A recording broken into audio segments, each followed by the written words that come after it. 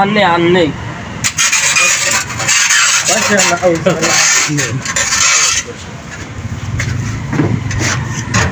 এই জায়গায় তো ঘুরতে গেলে সব না রাত 10টা নিতে গেলে আমারে দিয়ে যাবে আলাদা টাকা দিতে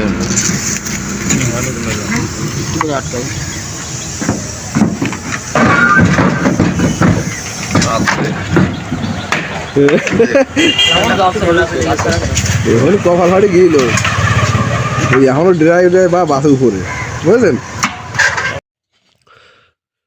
বন্ধুরা। আপনারা যে এক ধোঁয়াটি দেখতে পাচ্ছেন,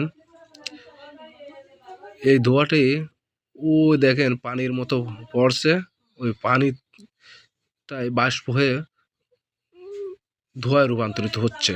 এই পানিটার নাম নাইট্রোজেন, যেটা সর্বোচ্চ মানের ঠান্ডা। এই নাইট্রোজেনে আমরা গরুর বীজ দেওয়া সিমেন্ট সংগ্রহ করে থাকি। এই নাইট্রোজেন যদি আমরা ক্যানে না ভরি তাহলে আমাদের সিমেন্টগুলো ভালো থাকে না। এই সিমেন্টটা গরু প্রজনন কাজে ব্যবহৃত হয়। এই সিমেন্টটা ভালো রাখার একমাত্র উপায় হলো এই নাইট্রোজেন। দেখেন কীরকম ধোঁয়া। এই নাইট্রোজেন ক্যানের ভিতরে যদি আপনার আঙুল রেখে বার করে এনে একটু মুড়া দিই তা আপনার আঙুল সঙ্গে সঙ্গে ভেঙে যাবে, এতটা ঠান্ডা। হালকা হাতে লাগলে যেন ঠোলা উঠে যায়।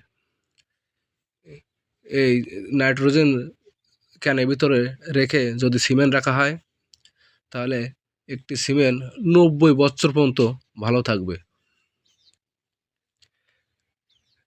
বৈজ্ঞানিকভাবে এটা পরীক্ষিত।